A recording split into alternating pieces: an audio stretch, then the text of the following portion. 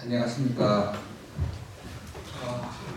드디어 또 가을이 왔네요.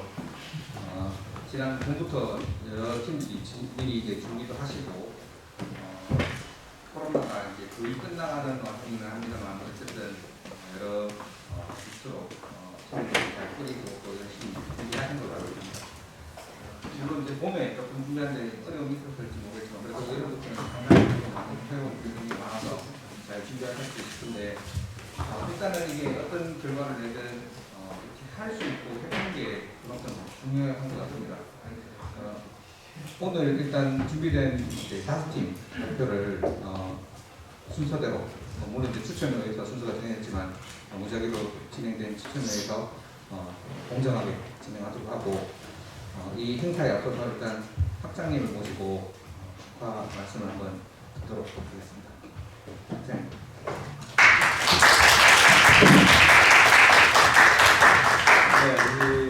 네, 이 시간대 되면은 저는 늘상 좀 마음이 굉장히 좀 푸근한 마음도 들고 우리 학생들이 굉장히 자랑스럽다는 생각이 많이 듭니다.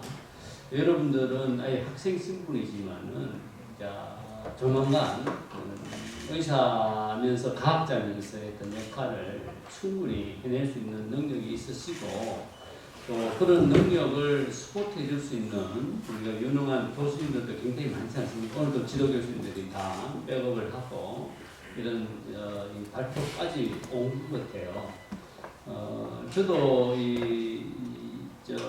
대학 생활 때는 사실 이런 우리가 이 역할들이 이런 논문을 쓸 수 있는 기회가 있었습니다. 저는 그 당시에 생리학 교실원으로 그래서 우리 생리학 교실에서 논문을 만들고 했던 기억이 나서 그게 어떻게 보면은 뭐 과학자로서의 어떤 이 좋은 경험이고 또 향후 내가 이 임상하든 기차든 또 연구의 길로 갈 수 있는 가장 좋은 이 경험이죠. 이걸 해보면은 연구도 참 재밌구나 이렇게 생각하고 저는 임상 의사지만은 여전히 지금 십몇 년 동안 이제 기초 실험도 같이 하고 있습니다. 연구라는 어떤 타이틀은 사실 누가 푸시해서 하는 게 아니고 자발적입니다. 그래서 자발적으로 디자인하고 즐겁게 하는 것이 기초의 실험 임상 데이터인데 그것도 오늘 5팀이 준비했던 임상 데이터를 발표하고 우리 쌤들이 아까 공정하게 저는 뭐 항상 공정을 많이 보십니다. 공정하게 평가해서 학생들이 정말로 준비했던 평가를 제대로 받을 수 있도록 하기를 기대합니다. 제가 끝날 때까지 있었으면 좋겠는데 다른 또 회의가 하나 겹쳐서 우리 김수영 교수님께서 그 부분들을 이어서 계속 잘 평가를 해드릴 거라고 생각이 됩니다. 우리 학생들 논문 준비한다고 수고 많았습니다. 오늘 본인이 프레젠테이션 하면서 얻는 이익도 굉장히 많습니다. 하여튼 화이팅 하시고 또 다음 내년에는 또 다른 후배들한테도 이런 좋은 경험을 전달함으로써 계속 이런 분위기를 이어갔으면 좋겠습니다. 화이팅 합시다. 네, 감사합니다.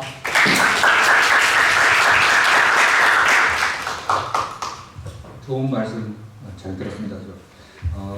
저도 사실은 교실원 활동도 해봤고 학교 다니면서 논문 이제 발표 또 딱 이 자리입니다. 해봤는데 사실은 보통 이 마음으로는 잘 안 되는 겁니다.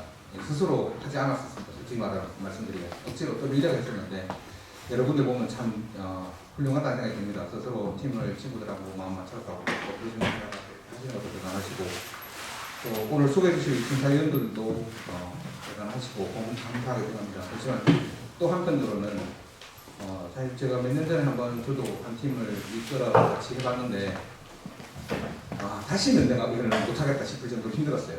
근데 지금 보면 심장순환기내과 또 내부기내과 또 가까이 있는 이런 분들 보면 거의 해마다 하시거든요.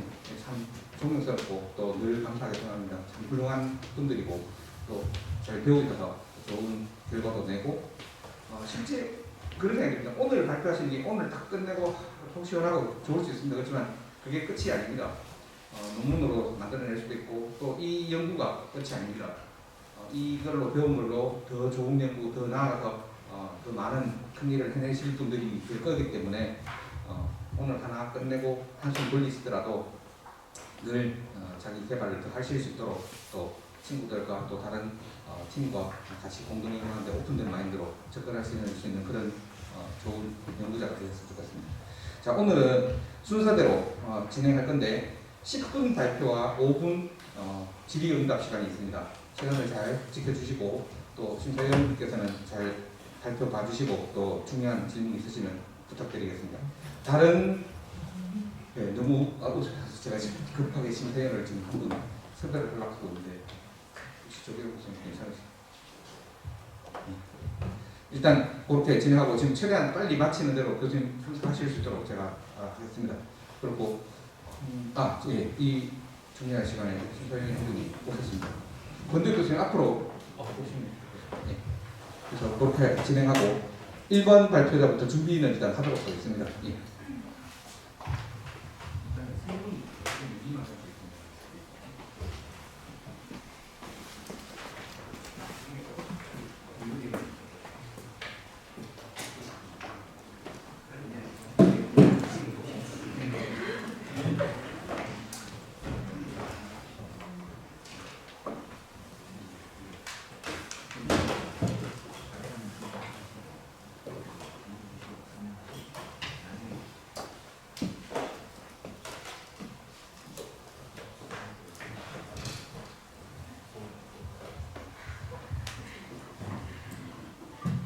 팀 송지현 학생 지시하겠습니다.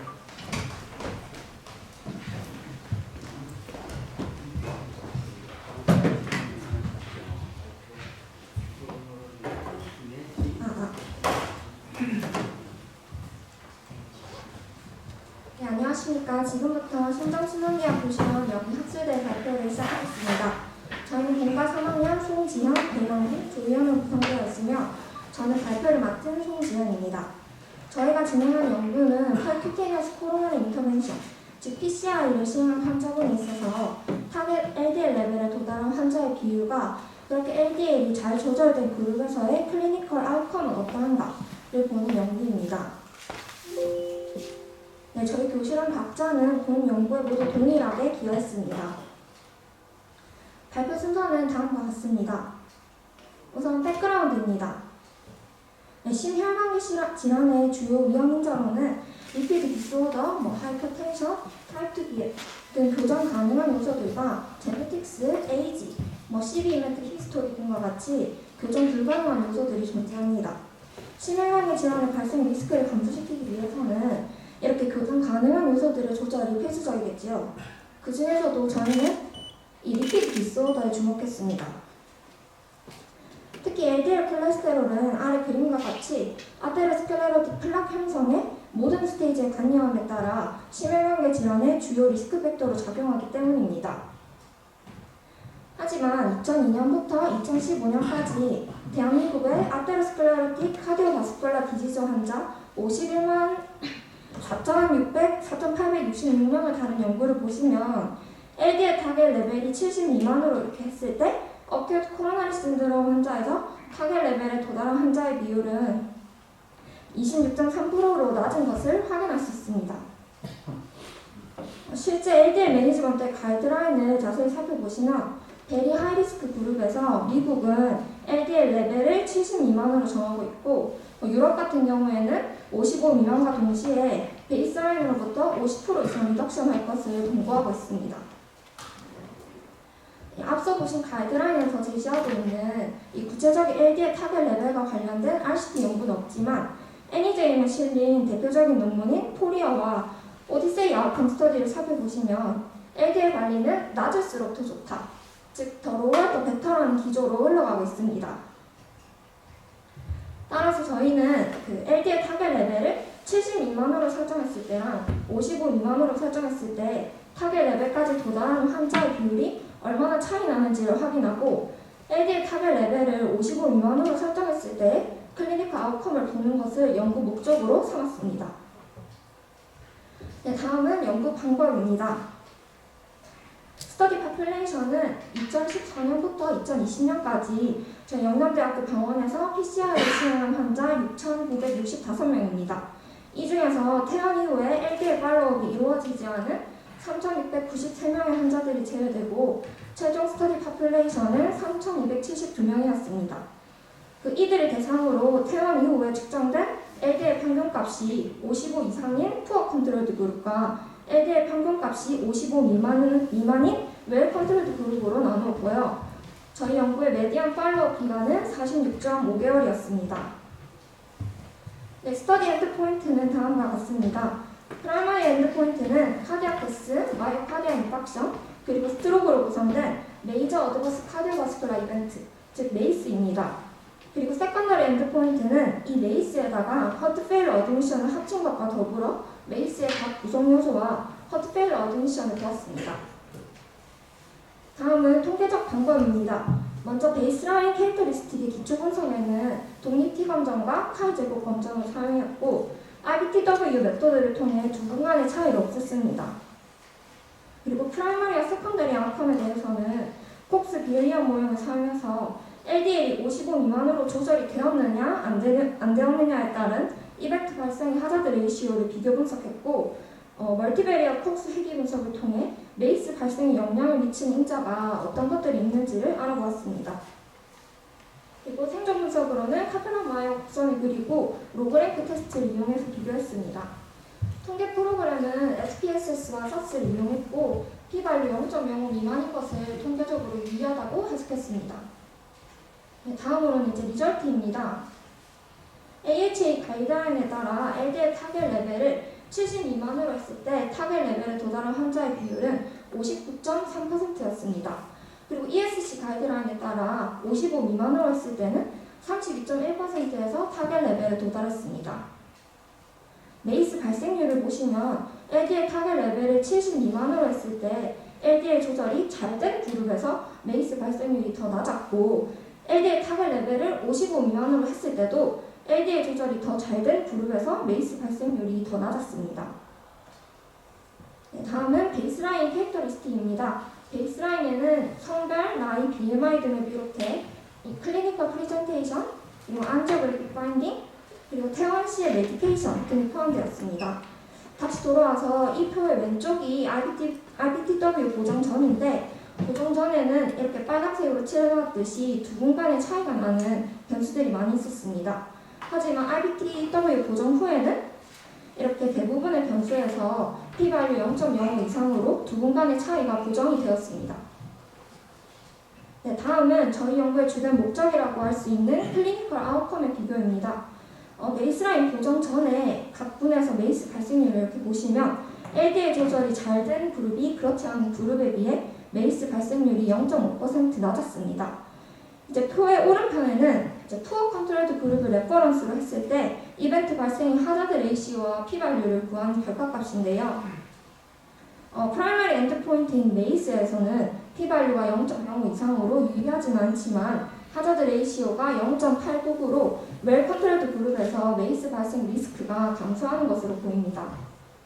세컨더리 엔드포인트의 경우 웰 컨트롤드 그룹에서 메이스의 허트페일러 어드미션을 합친 것과 이것의 구성 요소 중에서 스트로크와 허트페일러 어드미션에서 이벤트 발생 리스크가 감소하였고 p-value도 0.05 미만으로 통계적으로 유의하였습니다.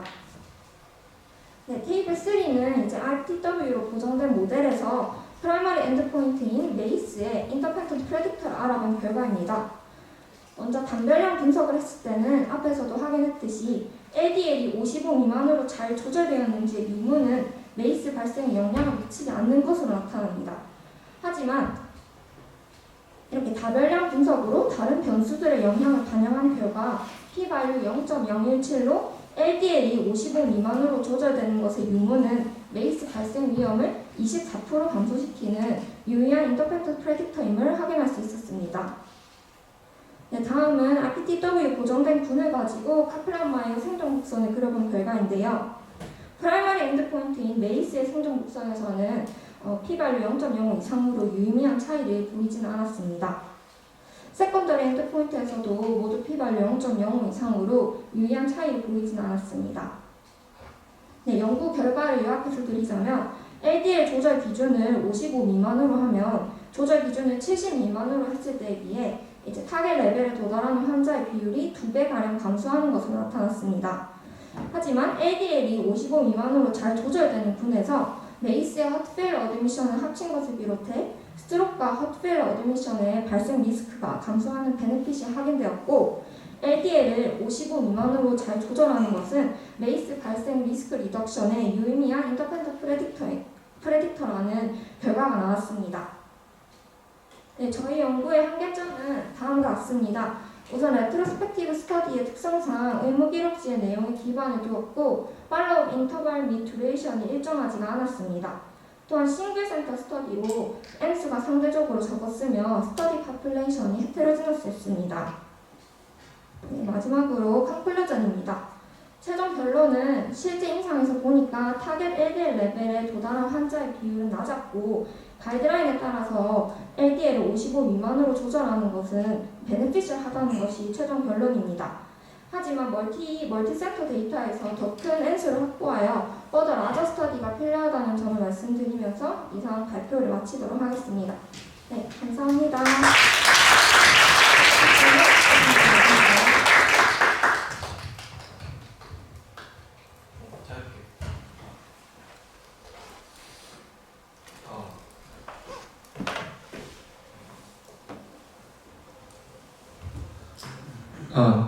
안녕하십니까. 신경과학 교실 검정입니다. 저도 이제 스트로크를 하고 있고 아스터로스콜렉티브 카디오베스컬러 디즈 중에 이제 한 분야를 맡고 있기 때문에 LDL 로울링은 요즘에 뭐 추세가 발표하신 것처럼 이제 더 로울 이스 베터로 가고 있긴 한데, 일단 문제는 일단 스타팅 저희가 통상 저희가 아까 그 LDL 타겟 레벨 55로 봤을 때 55로 도달한 그 환자분이 상당히 좀 높더라고요.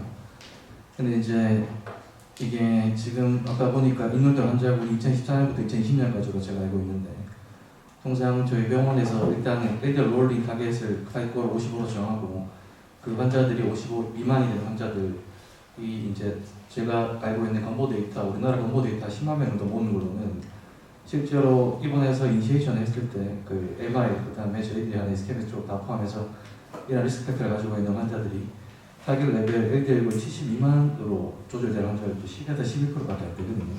레이월드 데이터에서. 근데 일단은 궁금한 거는 저희 병원에서 거의 아까 제가 받은지 모르겠는데 60% 도달했던 것 같았고, 또 하나는 일단 기본적으로 지금 그 큐리하고 디세이 연구를 얘기하셨는데 이 PCSK9 인히비터 자체가 이제 저희 병원에 지금 들어와 있는 게 이제 저기 에볼로콤하고 지금 들어와 있는 상태고, 알리로콤은 지금 내년에 제가 통과돼서 들어오는 걸로 알고 있는데, 통상 이전에 저희들이 가지고 있는 스타틴을 하이더즈로 쓴다고 해도 지금 그 타겟골, LDL 타겟골을 72만원으로 맞추기가 쉽지 않습니다. 근데 일단 어떤 스타틴의 조합으로, 물론 에디팅으로 사용했겠지만은 이제 통상 어떤 스타틴 조합으로 우리가 이제 좀 달성하기 힘든 그 LDL 타겟 레벨 55 미만 그리고 70 미만을 발생했는지 일단 궁금하고요. 제가 이제 말씀드리는 건 저희 병원에 이제 그 알리로콤하고 PCSK9 인히비터가 들어온 지 얼마 되지 않았기 때문에 이전 연구에서 인용됐던 환자들은 분명히 이제 타겟골을 맞추기 위해서 스타틴하고 에디팅으로 많이 썼을 텐데 그게 조금 지금 좀 궁금합니다. 일단 저희가 이거 말씀드렸을 때 그 전에 그 싶은데요. LDL 55 미만으로 조절되는 환자가 이제 32%인데 이것이 이제 좀 높다고 말씀하시는 거 맞으신가요? 맞습니다. 지금 LDL 70 미만으로 조절된 환자 53%인데 아까도 얘기했지만 건보 데이터, 전국적으로 다 모은 건보 데이터 약 10만 명 정도로 우리가 진짜 그 조사를 해봤을 때 그게 한 2000 몇 년도인지 기억이 안 나는데 얼마 되지 않은 데이터로 제가 알고 있는데, 그 데이터에서 실제로 타겟 골에 70 미만으로 도달한 환자가 10에서 11%밖에 되지 않았거든요. 심지어 100 미만으로 조절된 환자도 16에서 17%밖에 되지 않습니다. 그런데 이제 그렇게 되는 것과 비교했을 때 저희 병원 데이터에서 타겟 골 안에 들어간 환자 퍼센티지가 너무 높은 거 아닌가. 첫 번째가 EL이고 두 번째 아무 전에 얘기했지만 아까 오디세이하고 그 다음에 그 제가 하나 뭐였죠? 큐리 연구를 얘기를 했는데 그 연구가 나오고 실제로 PCSK9 인히비터가 우리 병원에서 쓰인 것 자체가 얼마 되지 않았는데 실제로 PCSK9 인히비터를 쓰시면 써보신 교수님은 아시겠지만 굉장히 그 LDL 레벨이 잘 떨어집니다. 근데 지금 문제 환자들 보면 2014년부터 지금 인원했다면 PCSK9 인히비터 말고 스타틴하고 예팅기구만 썼을 텐데 이제 그런 약을 조합해가지고 봐서도 이제 다른 그 일반적으로 우리가 생각하는 것보다 타겟 보란에 들어가는 환자 숫자 퍼센테이지가 높다는 거죠. 네, 좋은 질문 감사합니다. 이 데이터는 일단은 그 LDL 말고 다른 리스크 팩터의 영향을 고려하지 않고 그냥 데이터 상으로 이런 수치가 나왔다는 걸 일단 보여드린 거고요. 저희가 진행한 연구 대상을 보면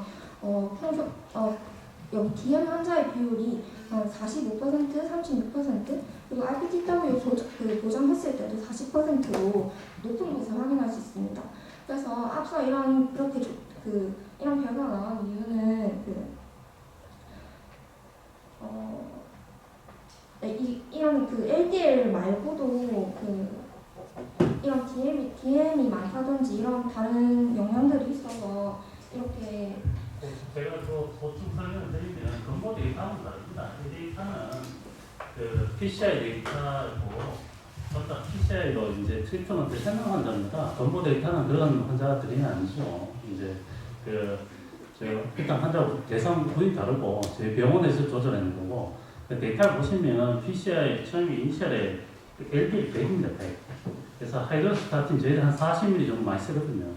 보통 한 30% 떨어진다고 생각하시면 70% 조절이 되는 게 한 59%까지도 될 수도 있습니다. 그래서 저희들이 이제 PCI 데이터를 갖고 있는 걸 가지고 썼기 때문에 그런 데이터가 될 수 있다. 그 다음에 저희들은 PCI 하면은 보통 스타틴, 아토바스타틴 한 40ml 정도에다가 꼭 그렇게 이제 저희들 PCSK9 인히비터를 써서 20, 30 이 정도까지 사실 떨어뜨리지 않아도 보통 그 정도로 베이스라인이 접해놨기 때문에 하이도즈를 쓰면 한 30%에서 생각하시면 되겠습니다.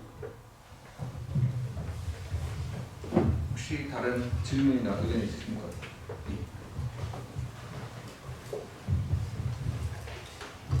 결국 퍼블리시를 준비를 하실 텐데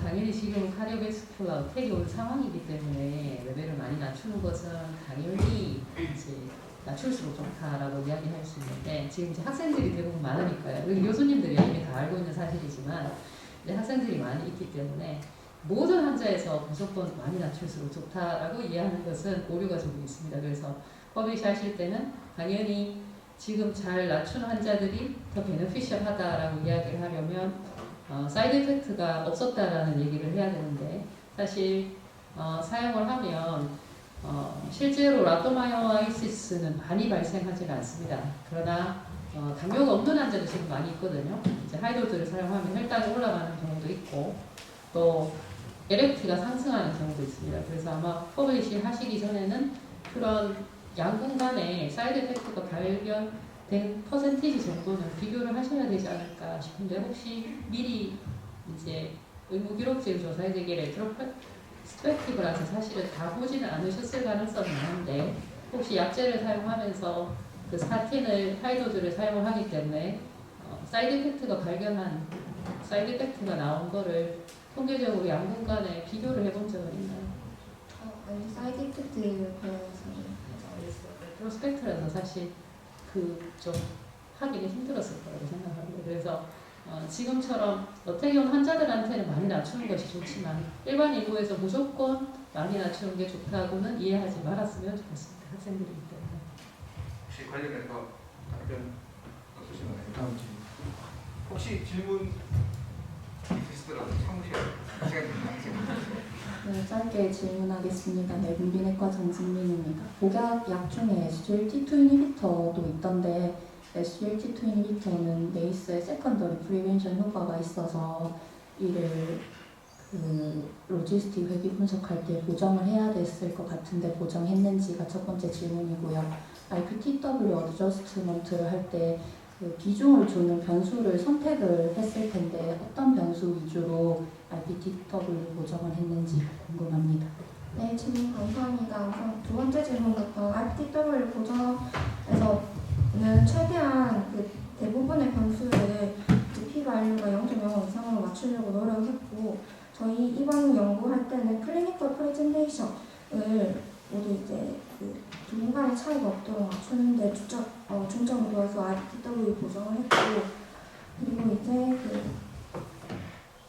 홉스 분석을 돌릴 때는 저희가 보려고 했던 변수인 LDL이 잘 조절되어 있는지 유무, 이 그룹 1이라고 되어 있는 이 변수와 여기 유니바리에이트에서 p-value가 0.05 미만으로 낮은 변수들을 멀티베리어스의 변수로 넣었습니다. 그래서 SGLT 메디케이션과 관련해서는 이 변수로 그 보정 변수를 넣지 않았습니다. 네, 일단 질문 더 없으신 걸로 알고 다음으로 넘어가겠습니다. 수고 많으셨습니다. 발표도 잘하셨고 같이 연구하신 팀에도 수고 많으셨다는 말씀드리고 싶습니다. 다른 분들이 혹시 질문하시면 제일 좋기는 자기 본인이 발표자나 그 같은 팀 안에서 누군가가 답을 하시는 게 제일 사실은 바람직하고, 물론 그 안에 교수님 직접 출격하셔도 됩니다. 그렇지만 가능하면 선발로 출격하시는 일을 좀 예, 알겠습니다. 예, 두 번째 발표 준비하도록 하겠습니다.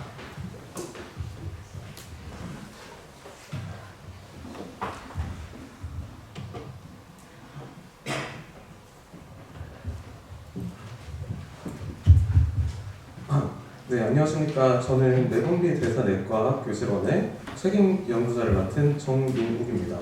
저희는 파필러리 타이로이드 캔서 갑상샘 유두암의 림프노드 전이에 대한 예측 인자가 무엇인지 알아보고자 연구를 했습니다. 그래서 저희의 기여도는 다음과 같았고요. 먼저 갑상샘암은 현재 암종별 발생률 1위를 달리고 있습니다. 그 중에서 가장 흔한 A형은 유두암, 파필러리 타이로이드 캔서 또는 PTC로 알려져 있고요.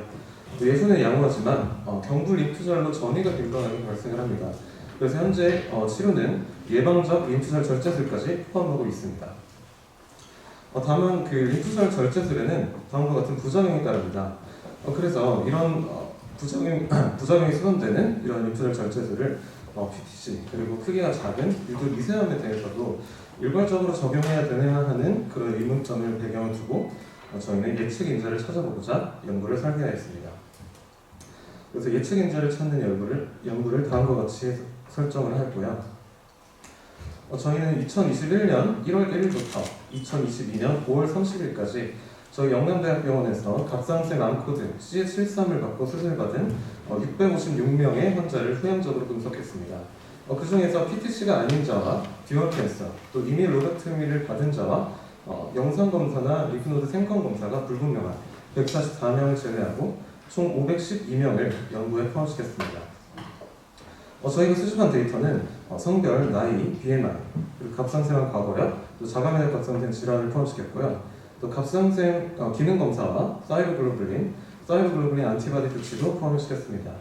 초음파 소견에서는 그 결절의 멀티포컬리티, 또 양측성 여부, 크기, 컴포지션, 에코제니시티, 오리엔테이션과 마진 이레귤러리티, 칼시피케이션, 그리고 갑상샘 외 침범을 포함을 시켰습니다.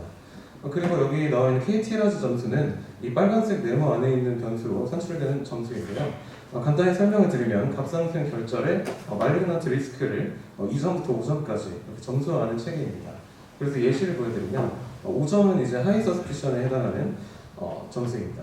그림에서 보시다시피 솔리드 저해코성 결절이면서 다음에 악성 의심 소견이 한 가지 있을 때 점수를 부여할 수 있습니다. 그리고 4점은 중간 위험도로 솔리드하고 저해코성이면서 다른 악성 의심 소견이 없을 때, 또는 부분적으로 시스틱하고 등 에코성이면서 악성 의심 소견이 하나 있을 때 점수를 부여할 수 있습니다.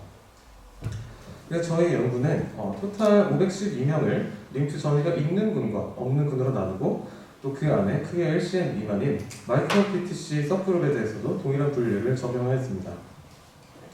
저희의 통계 분석은 다음과 같이 진행이 되었고 P값은 0.05 미만일 때 유의미한 것으로 해석을 하였습니다.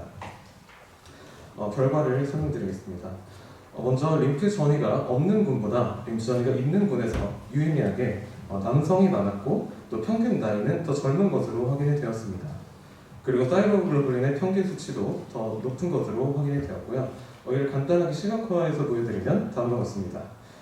림프 전이가 있는 군에서 유의하게 남성의 비율이 높고 평균 나이는 젊으며 사이로글로불린의 평균 수치는 더 높은 것으로 확인되었습니다. 그리고 초음파 소견에서는 바이라테럴리티, 그러니까 양측성 결절인 비율이 더 높았고 사이즈도 1cm 이상의 크기를 갖는 비율이 더 높은 것으로 확인되었습니다. 그리고 림프 전이 그룹에서 평균 사이즈도 더 높은 것으로 유의하게 높은 것으로 확인이 되었습니다. 마찬가지로 컴포지션에 있어서 프리더미넌트 솔리드, 그러니까 50% 이상의 솔리드한 비율이 림프노드 메타군에서 전이 그룹에서 더 높은 것으로 확인이 되었고요. 그리고 마진이 이레귤러하고 칼시피케이션이 있으며 갑상선 외 침범이 있는 비율도 유의하게 높았습니다. 그리고 KT라즈 점수에 있어서는 저희가 수집한 데이터에서는 4점과 5점만 존재했는데 이 두 그룹 사이에서는 유의미한 차이가 없었습니다. 마찬가지로 시각화해서 보여드린 자료고요. 양측성 결절의 비율과 1cm 이상의 사이즈를 갖는 비율이 더 높았고 평균 사이즈는 더 큰 것으로 확인이 되었습니다. 마찬가지로 이레귤러 마진과 칼시피케이션 그리고 갑상선 외 침범을 갖는 비율도 더 높게 나타났습니다. 이를 바탕으로 다음과 같은 변수를 이제 위험인자로 고려를 했는데요.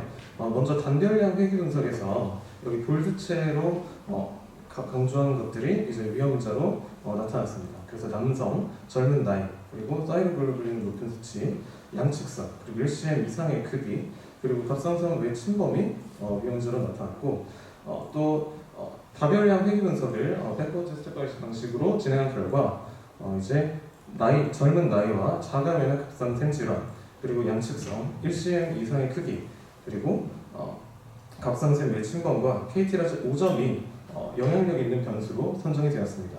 그 중에서 빨간색으로 강조드린 부분이 이제 유의미한 독립적 위험인자가 되는데요.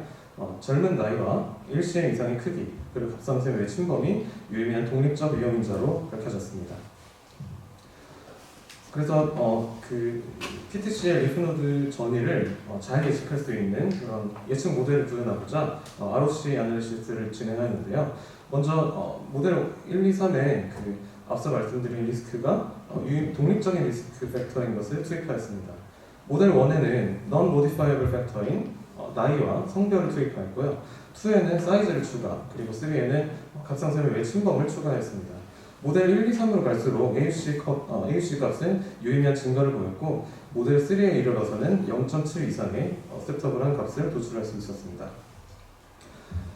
그리고 마찬가지의 분석을 1cm 미만의 마이크로 PTC 서프룹에 대해서도 진행을 하였는데요. 여기서는 유의미한 결과만 이렇게 보여드리겠습니다. 먼저 여기서도 남성의 비율이 높았고 림프노드군에서 평균 나이는 더 젊었으며 사이로글로불린 안티바디의 양성 비율은 더 낮았습니다. 초음파 소견에서도 평균 크기는 림프 전입에서 유의미하게 크게 나타났고 그리고 이레귤러 마진과 갑상선 외 침범을 갖는 비율도 더 높게 나타났습니다. 마찬가지로 그 회귀 분석을 진행하였고요. 최종적으로 다별량 회귀 분석을 진행했을 때 앞서 말씀드린 토탈 그룹과 마찬가지로 젊은 나이와 그 갑상선 외 침범이 독립적인 위험인자로 밝혀졌습니다. 하지만 여기서 특이한 것은 양측성 결절이 추가적인 위험인자로 나타났고 또 자가면역 갑상선 질환이 있을 때 유의미한 독립적인 보호인자로 나타나게 되었습니다. 그래서 마찬가지로 예측 모델을 구현하기 위해서 ROC 분석을 시행하였고요. 모델 1, 2는 앞서 말씀드린 토탈 그룹과 동일하게 설정을 하였습니다. 그리고 모델 3에서는 추가된 자가면역 갑상선 질환과 양측성 여부를 추가하였습니다. 그 결과에서도 모델 1, 2, 3으로 갈 때 AUC 값은 유의미한 증가를 보였고 모델 3에 이르러서 0.7 이상의 값을 도출할 수 있었습니다.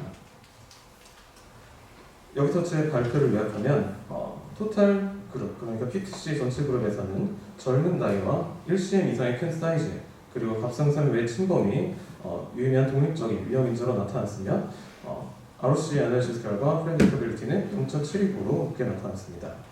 그리고 마이크로 PTC를 로 한정한 서브그룹에서는 다음과 리스크 팩터가 다음과 같았고 특이하게 보호인자로 자가면의 갑상선 질환과 위험인자로 양측성 결절이 추가되는 모습을 보였습니다. 그리고 ROC 애널리시스 결과 그 프레딕터빌리티는 0.74로 나타나게 되었습니다. 네, 제 발표는 여기까지고요. 경청해 주셔서 감사합니다.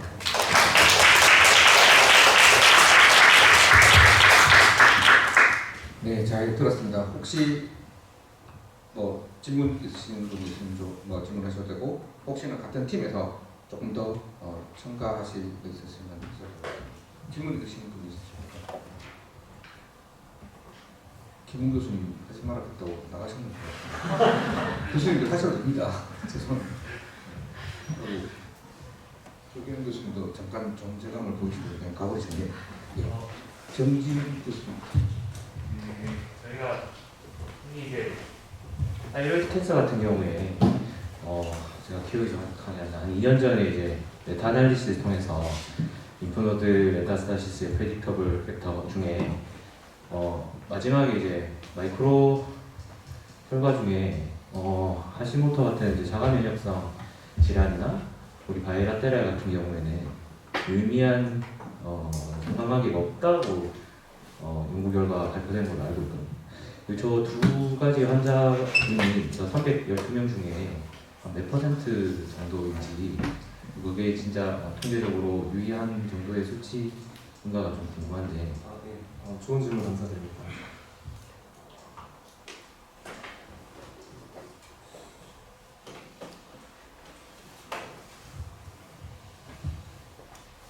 혹시 여기 PPT에 포함이 되어 있지 않은데 정보 수치에 대해서 혹시 좀 부탁드려도 될까요?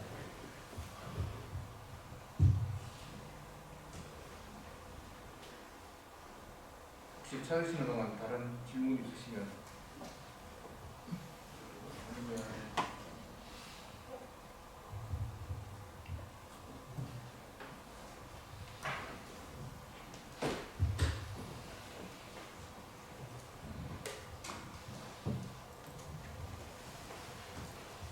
혹시 교수님 다른 질문 들어주시면 네.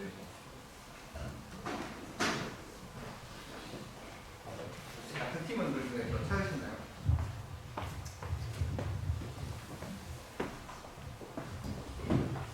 찾으시는 동안 잠깐 딴 얘기 좀 합시다. 그냥 방송 사고 나면 안 되니까.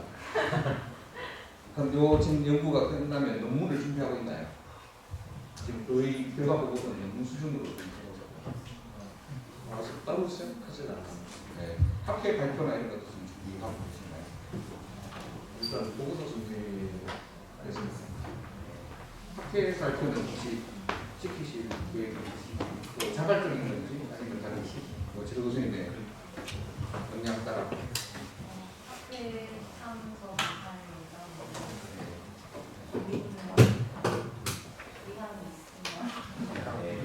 좀 전에 발표했던 저도 결과 보고서가 거의 지금 논문 수준이에요. 근데 논문을 나중에 내시면 우리 교수님들이 질문하시는 것보다 더 날카롭고 더 이런 질문 왜 있다고 싶을 정도의 막 질문이 오는 경우가 있거든요. 그런 거 결국에 다 또 이렇게 대답하셔야 되고 하는데 어쨌든 좋은 결과 있으시길 바랍니다. 예. 그 AOC 커버 한번 다시 볼 수 있을까요? 네. 너무 멋진 그 커버 같아요. 그래서 이게 보니까 모든 원이 인지 섹스가 돼 있는데, 그래서 섹스 같은 경우에는 이제 남자 여자밖에 없으니까 상관이 없지만 H 같은 경우에는 이제 AOC 커버로 프로텍션하는 그 컷오프 라인이 있을 거고요. 그 다음에 모델 3 같은 경우에는 센티리티와 스페셜티를 좀 같이 얘기해 주면 되게 좋을 것 같은데, 그거 그 포인트 지금은 이제 물론 이게 이 표에서 어디가 AOC 가장 좋은 라인인지가 보이지 않기 때문에 네. 이거 지금 이 표만으로는 그 두 개를 얘기해 줄 수가 없거든요. 그래서 거기다 한번 코멘트 해주시면 좋을 것 같습니다. 네, 감사합니다. 혹시 또 학회나 논문 발표하실 때 좋은 또 참조하시면 좋을 것 같습니다. 혹시 교수님 더 하실 말씀 있으신가요? 없습니다. 질문이 있네. 질문이신가요? 네, 질문이 있네. 지금 코멘트인 줄 알았죠. 네, 아마 코드 연령을 얼마나 설정했는지는 저희 분석할 때 포함을 시키지 않았는데 다시 한번 확인해 보겠습니다.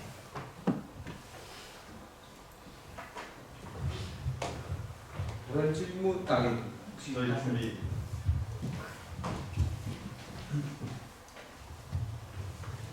네. 저희가 서브그룹 마이크로 PTC에서 토탈 312명 중에서 어토이뮨 같은 경우에는 312명 중에 45명, 즉 16.3%가 나왔고요. 그리고 바이라테럴리티에서는 토탈 312명 중에서 47명, 15.1%가 나왔습니다. 이 중에서 어토이뮨 관련해서는 저희가 추가적으로 좀 분석 이유에 대해서도 조금 분석을 해봤는데요. 첫 번째로 일단 어토이뮨 타이로이드 디지즈 위험률은 여성에서 높은데, 근데 림프절 전이 위험도 자체는 남성에서 더 높게 나타나기도 했고, 또 다른 의료원은 초음파 해석하는 과정에서 어토이뮨 타이로이드 디지즈 병변 자체가 페란카임이 불균질하게 가르쳐지기 때문에 악성 가능성이 조금 더 높은 것으로 이렇게 해석되는 경우가 많기 때문에 이런 부분에 대해서도 해석을 해봤습니다.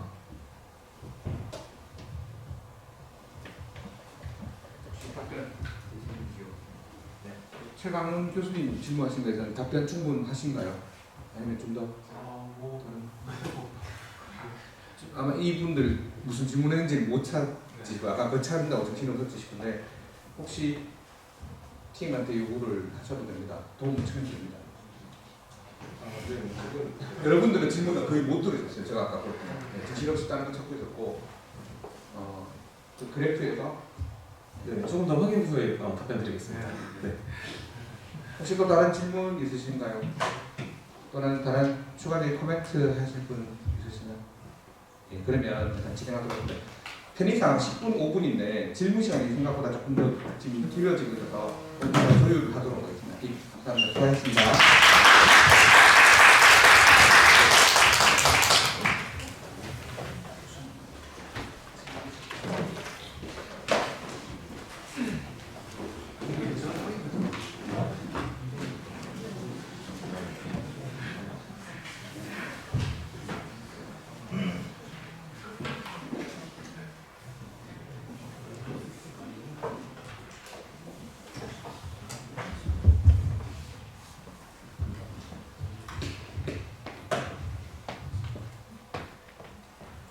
네, 안녕하십니까. 영희학술대에 참여하게 된 혈압종양내과 교수랑 김예원, 서지민 정문이고 저는 발표를 맡게 된 정문입니다.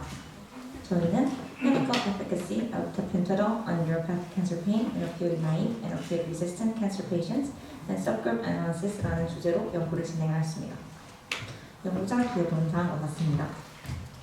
발표 순서는 다음과 같이 진행하겠습니다. 먼저 인트로덕션입니다. 국립암센터에서 발표한 자료에 따르면 최근 20년간 암 환자의 수는 약 15만 명이 증가하였으며 매년 증가하는 추세에 있습니다. 수많은 암 환자들이 겪는 암성 통증은 적절히 조절되지 않으면 신체적, 정신적, 사회적 기능을 저하시켜 치료 수명도를 저하시켜 결국에는 암 치료에 부정적인 결과를 초래합니다. 암성 통증은 뉴로패틱 페인과 노시셉틱 페인의 복합으로 나타나는 특성이 있는데 그중 뉴로패틱 페인은 질병이나 치료 그 자체에 의해 유발되기 때문에 노시셉틱 페인보다 조절하기 어렵고 반복될수록 악화되는 특성이 있기 때문에 관리의 중요성이 더욱 강조됩니다. 현재 수많은 진통제가 시중에 나와 있어 선택의 폭이 너무 넓습니다.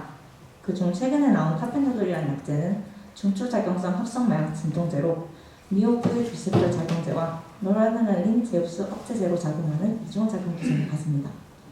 전자를 통해 노시셉틱 페인을 조절할 수 있고 후자를 통해 뉴로패틱 페인을 조절할 수 있는 것으로 밝혀져 있고 이러한 이중작용 기전의 상승 효과로 부작용은 적고 통증 경감 효과는 큰 것으로 알려져 있습니다. 앞서 살펴봤듯 타펜타돌은 암성 통증 조절, 특히 조절이 어려운 뉴로패틱 페인에도 효과가 좋다고 알려져 있지만 실제 임상 데이터가 없으며 어떤 환자분에서 더 효과적인지에 대한 연구가 부족한 실정입니다.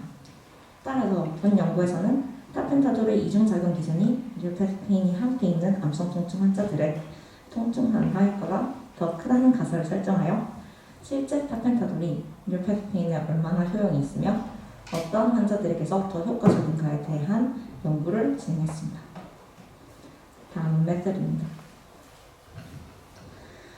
피직 1에서 베이스라인 캐릭터리스틱과 NRS를 확인한 후 타펜타돌을 처방했습니다.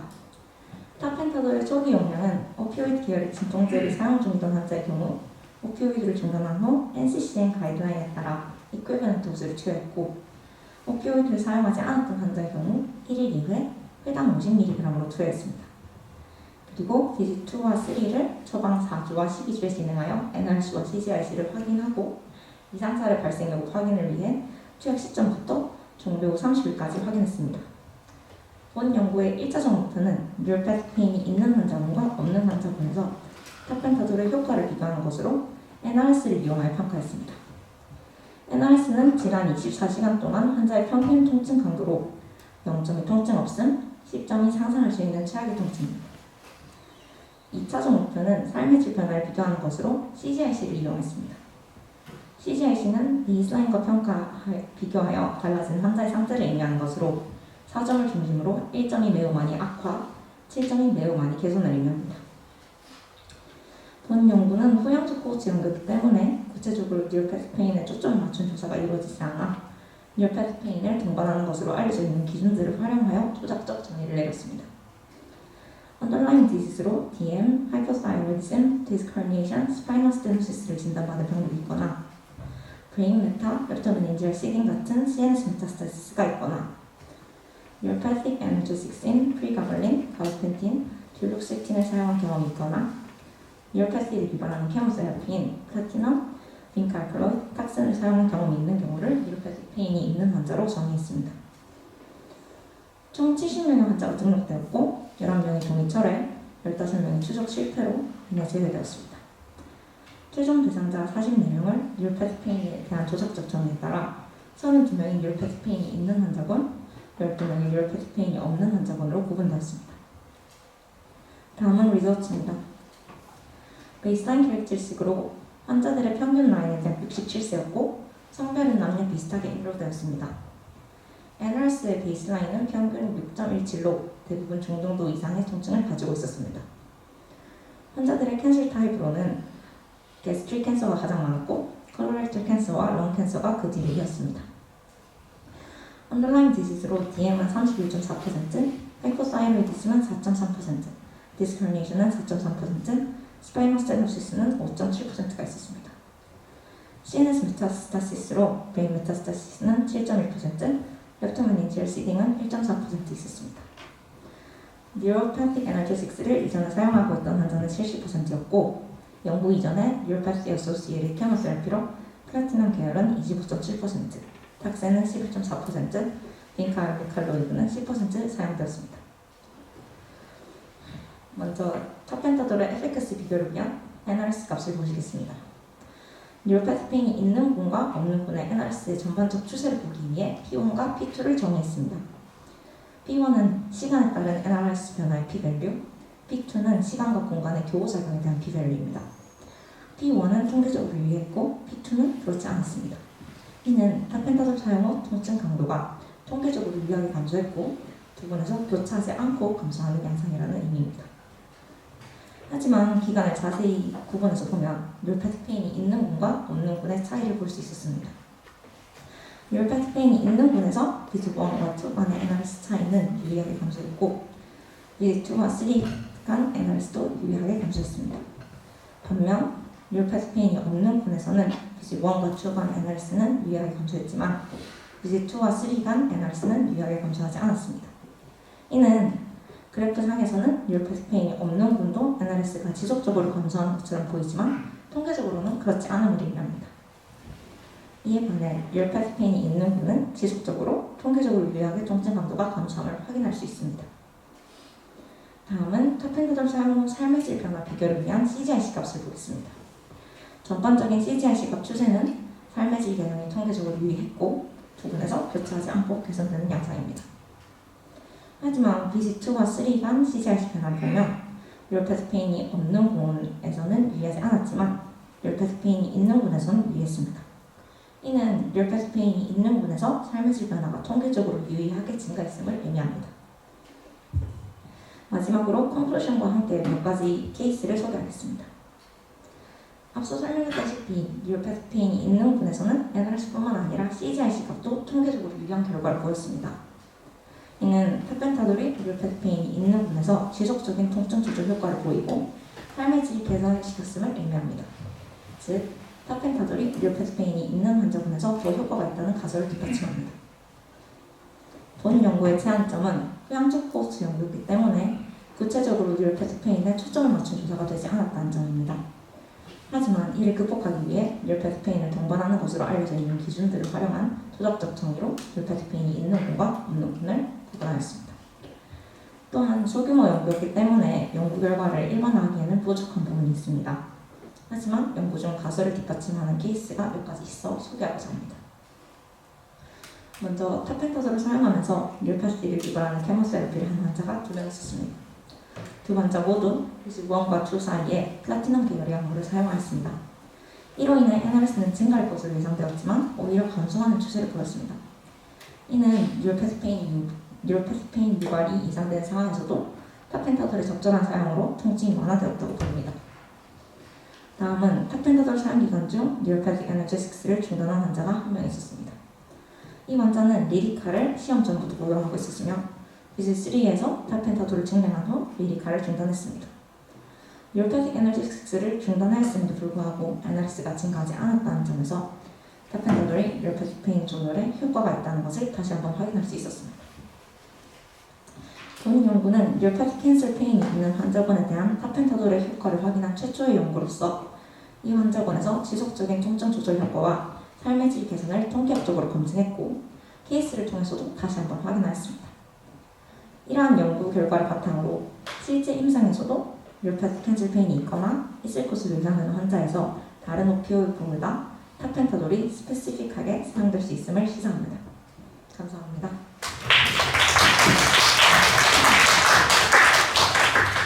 네, 좋은 연구 발표 감사합니다. 혹시 질문 있으시거나 같은 팀에 혹시 뭐 추가될 코멘트 있으시면 말씀해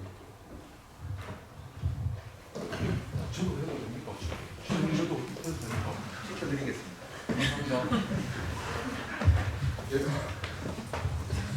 발표 잘 들었습니다. 그 뉴로패시 캔서 페인의 정의가 뭡니까? 저희는 뉴로패스 캔서 페인을 정의할 때 이제 내셔널 인스티튜트 오브 헬스에서 2018년 발표한 결과 자료에 따라서 정의를 하게 되었는데요. 일단 이 환자들이 아까 말씀드렸다시피 암성 통증이 뉴로패틱 페인과 노시셉틱 페인의 복합으로 나타나기 때문에 이런 뉴로패틱 페인에 대해서 이제 특징적인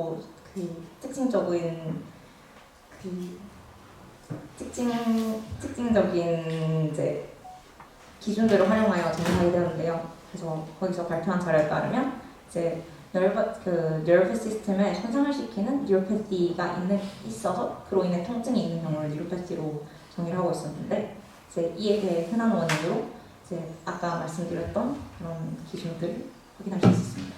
그러면 그 뉴로패시 캔서 페인은 캔서 관련한 이제 뉴로패시 페인인데 아까 인클루전 이제 할 때 하이포사이로디즘하고 DM하고 그다음에 스파이널 스테노시스하고 허니에이션도 그 캔서하고 관련이 있어서 위험나요? 저희 연구에 등록한 환자들은 모두 암이 있는 환자였고 통증이 있는 환자였는데 그들 중 이제 뉴로패틱 페인을 유발하는 경우를 뉴로패틱 캔서 페인으로 정의했습니다. 근데 디스크는 암이 아니에요? 그러면 네, 암에 의한 통증이 아니라 디스크에 의한 통증이고 스테노시스에 의한 통증이고 하이퍼사이로이디즘에 의한 통증이고 DM에 의한 통증이고 그게 첫 번째고 두 번째는 DM이 있다고 해서 모두 다 뉴로패시 페인이 있는 것도 아니고 HLD가 한번 그 허니에이션이나 스테노시스가 한번 있었다고 해서 현재 뉴로패시 페인이 있었다는 증거도 없기 때문에 그 부분에서 좀 그 미스테이크 했다고 저는 생각하는데 그거에 대해서 어떻게 생각하십니까? 아무래도 그 후향적 연구였기 때문에 뉴로패틱 페인에 대해서 이제 그 특징적으로 조사할 수 없었던 한계가 있는 것은 분명합니다만 그래도 이런 아까 말씀하셨던 이제 뉴로패틱 캔슬 페인보다 뉴로패틱 페인에 대해 초점을 맞춰주시면 좀 좋을 것 같아요. 아까 제목은 결론은 유로패식 캔서 페인으로 결론이 났기 때문에 아마 포커스는 그걸로 맞춰져야 되지 않겠나 그렇게 생각이 들고, 그다음에 캔서 페인이라는 그 정의에서 좀 더 집중해서 이발레이션 했어야 되지 않을까 싶습니다. 그리고 인클루전 정하는 건 굉장히 중요한 문제이기 때문에 그런 거 신경 써서 이제 정해야 될 것 같고, 그리고 결론 낼 때 그 변수 같은 거, 어드저스팅은 뭘로 했나요? 그러니까 뭐 두 군을 이제 비교할 때 기저의 베이스라인도 이제 맞춰줘야 되지 않습니까? 네. 그래서 그거는 어떤 변수를 어드저스팅 했는지, 커렉션 했는지 궁금합니다.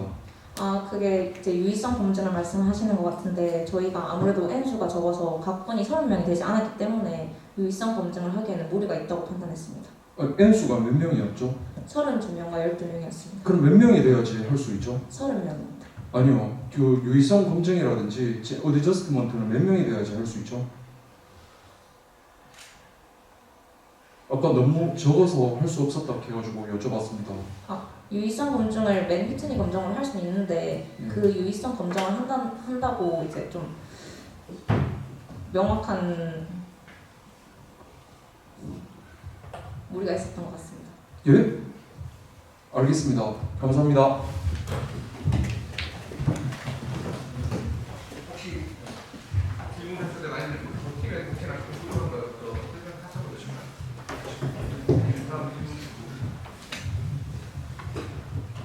그 결론 부분에 이제 유로패스 캔서 페인 환자에서 이제 약제를 트라펜타도를 사용하는 첫 번째 연구라고 얘기를 하셨는데, 이제 또 분야가 이제 제가 암 파트를 보고서 약제를 좀 찾아보니까 작년에 나온 논문이 하나 있기는 해서 최초인지 한번 확인은 다시 해보셔야 될 것 같다는 생각이 좀 들고, 약 자체가 이제 그 오피오이드 약이고 뉴로패스페인에 잘 듣는다고 되어 있어서 아마 비슷한 연구들이 있었을 가능성이 좀 있지 않겠나 생각이 좀 들고요. 그리고 이제 사실 기존에 있던 이제 리뷰 아티클이나 이런 것들에 비해서 이 연구에 조금 다른 좀 특징적인 점이 어떤 점이 있는지 좀 사실 궁금합니다. 이게 오피오이드고 뉴로패스페인에 잘 들으니까 당연히 캔서 페이션트의 뉴로패스페인에 잘 들을 것 같고 이미 그렇게 쓰고 있을 것 같다는 생각이 드는데, 이 연구에 조금 더 다른 점은 좀 시사점 어떤 게 있는지. 저희는 이제 말씀해주셨다시피 이제 작년에 타펜타돌에 대해서 발표된 논문이 있었는데, 그거는 이제 뉴로패스페인에 대해서 탈기된 연구가 아니었습니다. 그래서 그냥 암 환자들 이제 뉴로패스페인에 탈기된 연구는 이제 저희가 따로 없었던 걸로 알고 있고요. 네. 그리고 그래서 저희가 시사하고자 하는 바는 뉴로패스틱 페인이 있는 암 환자들에게서 더 스페시픽하게 사용할 수 있지 않을까 하는 목표로 연구를 진행했습니다. 네, 저도 질문할 게 하나 있는데요.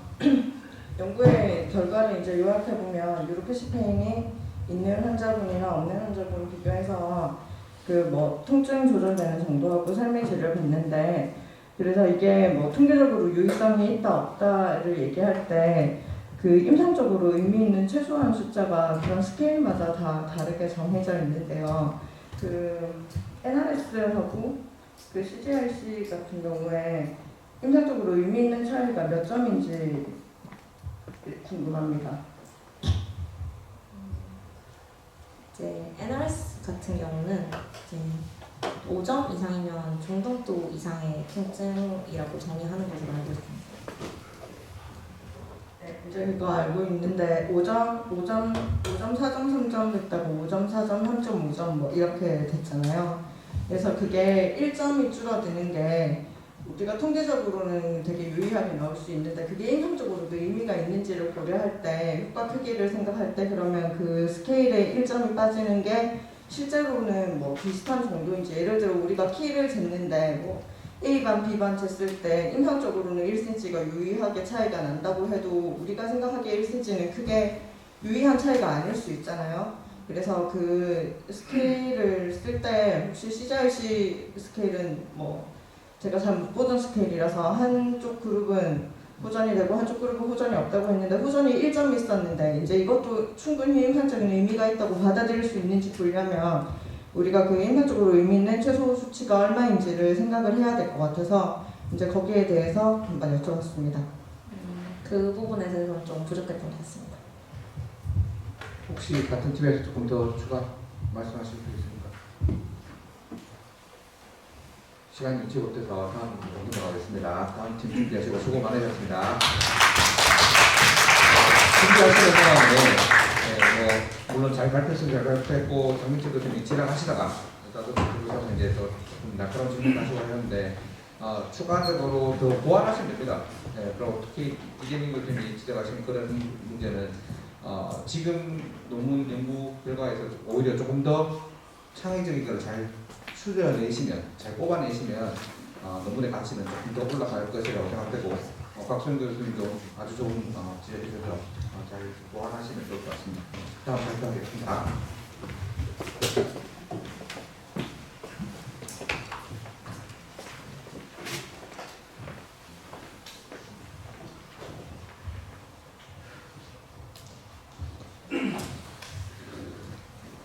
안녕하십니까. 저는 발표를 맡은 본과 3학년 박찬희이고 이진호 공희령 학형과 함께 발표를 준비했습니다. 지도 교수님은 손장훈 교수님이십니다. 저희 연구의 주제는 페이스메이커를 Right Ventricular Apex에 인서션 하냐, Right Ventricular Septum에 인서션 하냐에 따른 클리니컬 아웃컴과 에코 파라미터의 비교에 관한 연구입니다. 저희 교실원 각자는 본 연구에 모두 동일하게 열정적으로 기여했습니다. 먼저 백그라운드로 심장의 전기 생리와 페이스메이커에 관한 기본적인 개념을 제시하고 이유는 다음과 같이 진행하겠습니다. 기본적인 심장의 전기 생리를 리마인드해 보겠습니다. SA 노드에서 시작된 전기 신호는 AV 노드로 이동하고 이후 전기 신호는 히스 번들과 코킨지 파이버를 통해 심장의 에이펙스로 전달되어서 수축을 일으킵니다. 이 전기 신호는 정상 사이너스 리듬을 만들어서 심장의 수축과 이완이 리듬에 맞춰서 정상적으로 일어나도록 합니다.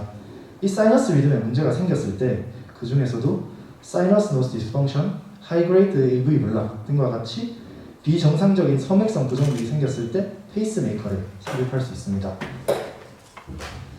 페이스메이커는 펄스 제너레이터와 리드로 구성되어 있습니다. 여기서 저희 연구에서 관심을 가진 곳은 이 리드가 삽입되는 사이트인데요. 이러한 페이스메이커에서 전통적으로 사용되어 온 기존의 리드 삽입 위치는 라이트 아트리움과 여기 보시면 라이트 아트리움과 라이트 벤트리큘러 에이펙스입니다.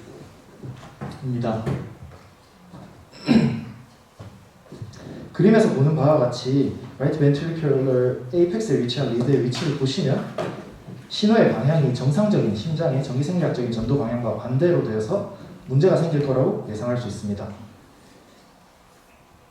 좌각 차단의 영상을 나타내서 QRS 듀레이션을 연장시킬 수 있고 장기적으로는 좌심실 비동조화를 유발해서 좌심실의 수축 기능과 이완 기능을 모두 떨어뜨려 심부전을 유발할 수 있고 결국 사망률을 높인다는 연구도 있었습니다. 전통적인 리드 삽입 위치였던 RV 에이펙스에 리드가 삽입되어 있는 플루로스코프 영상입니다. 앞서 언급했던 부작용들을 개선하고자 페이스메이커 리드를 RV 에이펙스가 아닌 septum에 삽입하는 방법이 시도되고 있습니다. 이는 RV septum 페이싱이 만드는 전기 신호의 방향이 정상적인 심장의 전기 생리적 전도 방향과 유사해서 전통적인 방법인 RV 에이펙스 페이싱보다 안전할 것으로 생각되기 때문인데요. 선행 연구에서 RV septum insertion의 시스톨릭 BP, 다이아스톨릭 BP 등의 헤모다이나믹 파라미터를 근거로 하는 클리니컬 아웃컴이 더 낮다는 연구 결과는 있었습니다. 하지만 심초음파 파라미터를 통한 평가 데이터는 부족한 실정이어서 저희가 본 연구를 진행하게 됐습니다. 따라서 본 연구의 목적은 페이스메이커의 삽입 위치에 따른 클리니컬 아웃컴과 파라미터, 에코 파라미터를 이용해서 비교하는 것입니다. 연구 방법입니다. 먼저 연구 대상은 2014년부터 2017년까지 본원에서 심장 삽입 전기장치 즉 CIED를 인서션 받은 환자 387명을 토양적으로 조사했습니다. CID 중에서는 페이스메이커가 아닌 ICD, CRT를 삽입한 환자들을 제외했고 시술 6개월 이후에 심초음파를 찍지 않았거나 리드 사이트에 대한 정보가 부족한 환자들 그리고 아트리얼 페이싱 되는 환자들은 제외했습니다. RV Apex 인서션 그룹은 51명, RV septum 그룹은 24명으로 총 75명의 환자 데이터를 연구했고 평균 팔로우업 듀레이션은 75개월이었습니다. 베이스라인을 보겠습니다. 먼저 결과에 영향을 줄 수 있는 기저질환으로는 심장 판막 질환, 우렬성 심부전, 고혈압, 당뇨 등 다음과 같이 잡았습니다. 마찬가지로 결과에 영향을 줄 수 있는 페이스메이커를 삽입한 원인이 되는 질환들은 식사이너스 신드롬, 하이그레이드 AV 블락 등으로 다음과 같았습니다. 저희 연구의 엔드포인트입니다. 먼저 프라이머리 엔드포인트는 올데스, 카디악 데스, 하트 페일러 어드미션을 포함한 클리니컬 아웃컴으로 잡았고 세컨더리 엔드포인트는 프라이머리 엔드포인트에 영향을 줄 수 있는 심초음파 파라미터와 심전도 파라미터로 잡았습니다. 심초음파 파라미터에는 시스톨릭 펑션과 다이아스톨릭 펑션, RWMA 그러니까 국소교운동 장애, 그리고 좌심실 비동조화가 있었고 심전도 파라미터에는 LVVB의 양상을 확인할 수 있는 QRS 듀레이션의 연장을 확인했습니다. 통계 분석으로는 다음과 같은 방법을 사용했고 p-밸류가 0.05보다 작을 때 통계적으로 유의하다고 봤습니다. 결과입니다. 먼저 두 군의 베이스라인 먼저 보겠습니다. 나이, 성별, BMI, 그리고 심장 기능에 영향을 줄 수 있는 기저질환에서 RV Apex 그룹과 RV septum 그룹 두 군에서 유의한 차이는 없었습니다. 마찬가지로 페이스메이커 인설션의 원인 질환으로 해당하는 질환의 분포에서도 두 군에서 유의한 차이는 없었습니다. 클리니컬 아웃컴의 각 지표를 보겠습니다. 먼저 올데스에 대해서 카플란 마이어 생존 곡선을 그렸고 두 군에서 유의한 차이는 없었습니다. 다음으로는 카디악 데스와 하트 페일러로 인한 입원에 대해서도 유의한 차이는 없었습니다. 정리하면 프라이머리 엔드포인트인 사망, 심장사, 심부전으로 인한 입원에서는 두 군에서 유의한 차이는 없었습니다. 다음으로는 세컨더리 엔드포인트 중 하나인 심전도 파라미터로 QRS 듀레이션에 대해서 분석했습니다. 페이스메이커 인설션 전 QRS 듀레이션에 대해서는 두 군에서 유의한 차이가 없었으나 페이스메이커 인설션 후 포스트 QRS 듀레이션에서 RV Apex 그룹에서 포스트 QRS 듀레이션이 167로 인설션 전에 비해서 50 정도 증가한 반면에 RV septum 그룹에서는 138로 20 정도만 증가한 것으로 나타났습니다. 다시 말해 RV Apex 인설션의 대안으로 제시된 RV septum 인설션에서 QRS 듀레이션의 연장이 유의하게 낮았고 통계적으로도 두 군에서 유의하게 차이가 있음을 확인했습니다. 다음은 초음파 파라미터입니다. 수축기 기능에서 LVEF를 비교했고 이완기 기능에서는 다음과 같은 지표들을 비교했습니다. 페이스메이커 인설션 전에 시행한 이니셜 에코에서는 수축기 기능과 이완기 기능에서 두 군에서 유의한 차이는 없었고 페이스메이커 삽입 이후에서도 수축기 기능과 이완기 기능에서 두 군에서 차이는 없었습니다. LVEF의 변화량과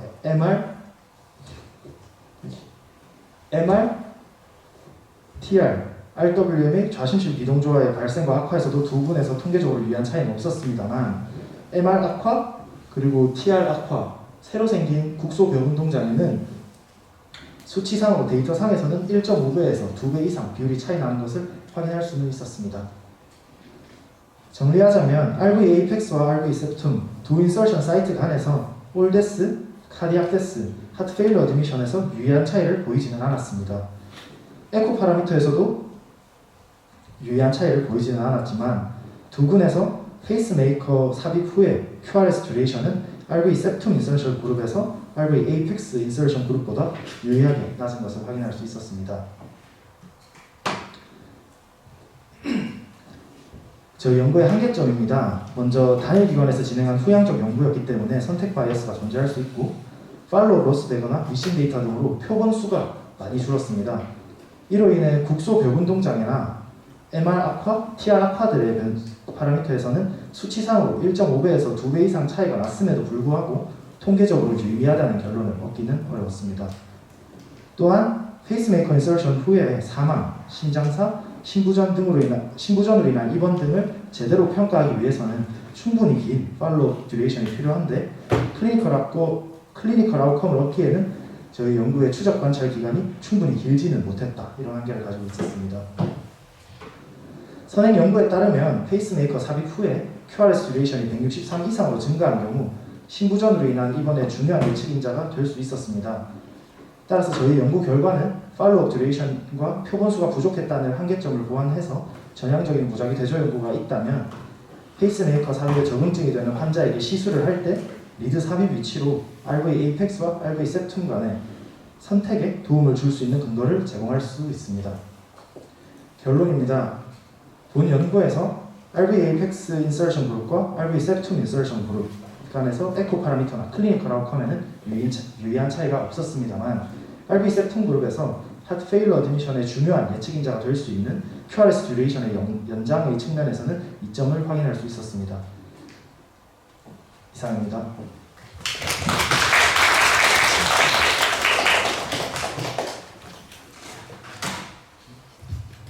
다들 상당히 시간을 잘 지키고 계셔서 감사합니다. 질문 시간이 자꾸 시간이 늘어나고 있긴 한데 그래도 질문은 중요하니까 하겠습니다. 교수님 혹시 손장훈 교수님 대신에 책에서 오신 것 같아요. 혹시나 다른 파트에서 질문이 있으시면 어느 분이 괜찮으세요? 네, 그저 개인적으로 뭐 궁금한 걸 수도 있긴 한데 뭐 손장 교수님 계시니까 저희가 이제 테크니컬한 측면에서 만약에 이제 뭐 이론적으로는 이제 어느 한쪽에 우위가 좀 있다 뭐 이렇게 돼서 실제로 이론에 좀 다를 수 있긴 하지만 테크니컬한 측면에서 에이펙스하고 에이펙스 인서션하고 세팅 인서션 자체가 테크니컬하게 이게 뭔가 한쪽 좀 더 어렵다든지 어프로치가 또는 뭐 한쪽이 시간이 좀 더 오래 걸린다든지 뭐 또 페일리어라는 확률이 좀 높다든지 이런 측면이 있는지 좀 궁금해서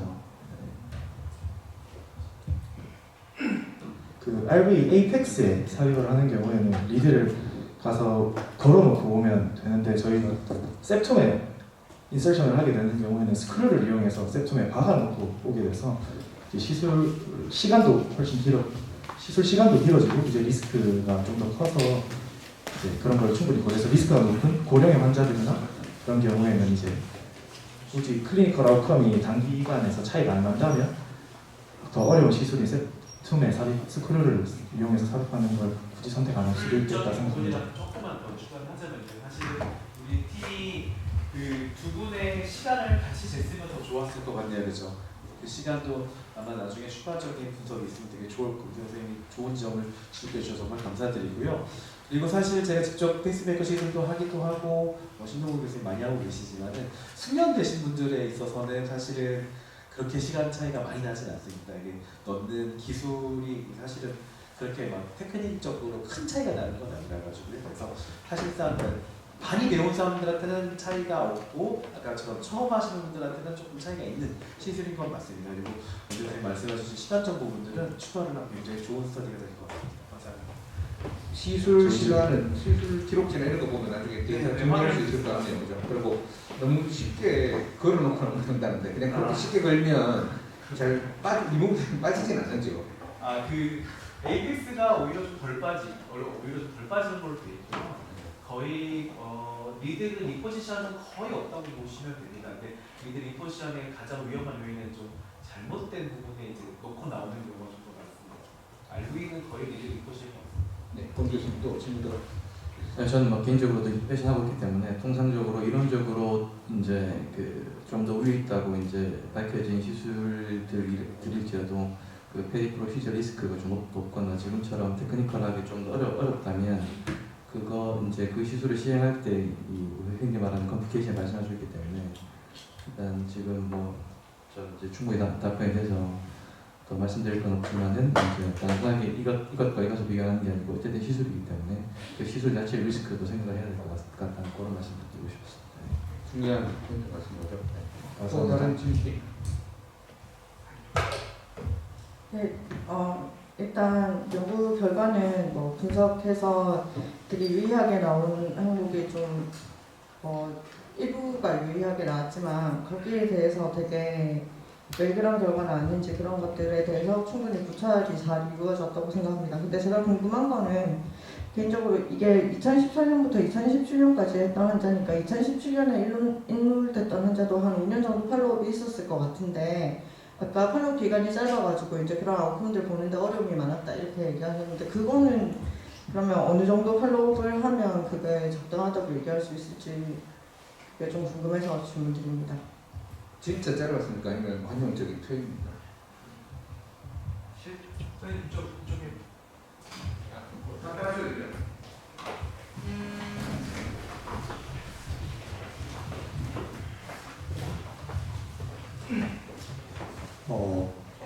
저는 같이 연구한 서한기 교수랑 공희령입니다.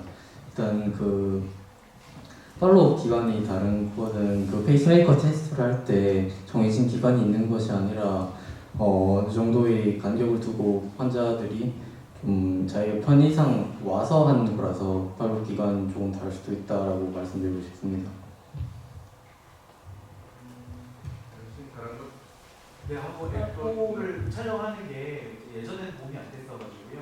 보험 이슈가 있었기 때문에 모든 환자를 촬영할 수 없어서 많은 환자들이 빠졌고 또 그 환자들 중에서는 올 때마다 하는 게 아니고 거의 뭐 한 번 하고 다시 안 하는 환자들도 꽤 많았기 때문에 이벤트가 없으면 오히려 안 하는 경향이 있으니까 오히려 좋은 환자들이 좀 배제됐을 가능성이 있습니다. 5년에 대해서 그러니까 혹시 이렇게 몇 년을 꼭 봐야 된다 뭐 이런 게 있나요? 아까 저희가 그 어디지 제일 마지막쯤에 말씀드렸던 저 논문 같은 경우에는 저 QRS 163 이상에서 하트밸류와 좀 어디비션이 좀 높다라는 연구는 한 저희가 75개월인데 저거는 한 9년 정도로 있었던 것으로 기억합니다. 그래서 저희 좀 한 3년 정도의 차이가 있기 때문에 3년 안에 또 다른 클리니컬 아웃컴이 발생할 수도 있고 그런 가능성은 대체할 수 없다고 생각합니다. 혹시 또 다른 질문이나 코멘트 있으시면 없으시면 다음 준비하도록 하겠습니다. 수고 많으셨습니다.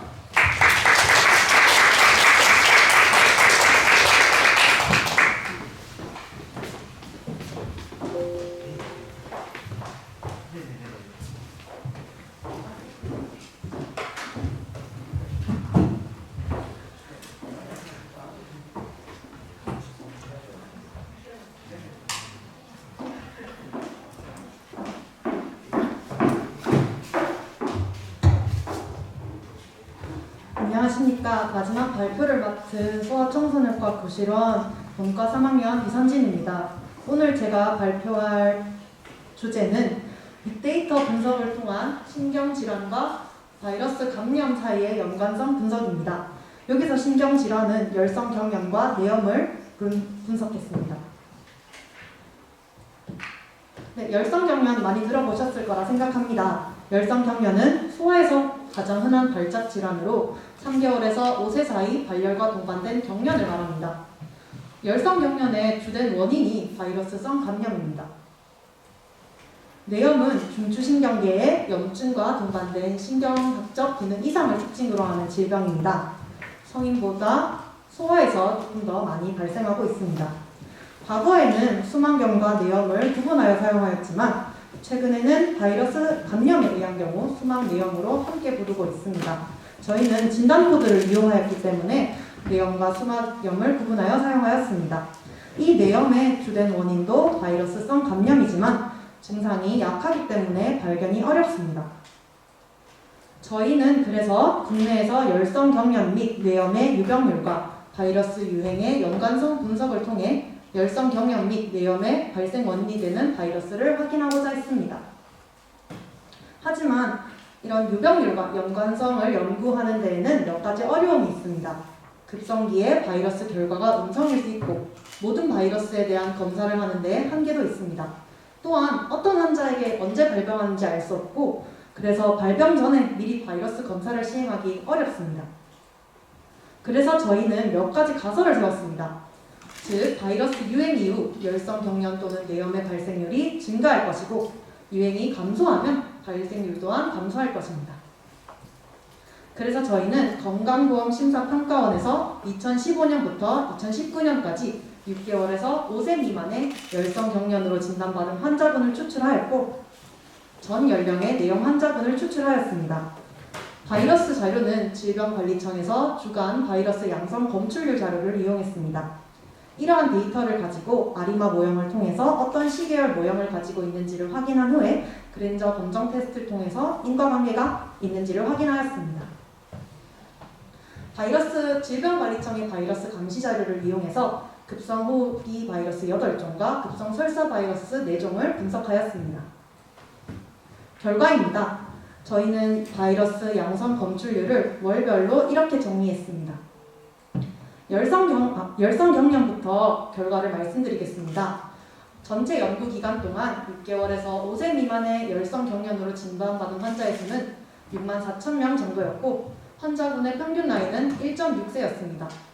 환자분을 1세 단위로 나뉘어서 보면 1에서 1.9세에서 49.0%로 가장 많았습니다. 열성경련의 월별 발병률을 월별 환자 수를 정리한 그래프입니다. 앞의 그래프를 연령별로 정리했습니다. 보시는 바와 같이 1에서 1.9세에서 가장 많음을 확인할 수 있습니다. 연도별로 정리해봤습니다. 계절별로도 정리해보았을 때 겨울에서 32.2%로 가장 많았습니다. 이 표는 바이러스 양성률과 열성 경련 환자 수 사이의 연관성을 그랜저 인과관계 검정을 통해서 분석한 표입니다.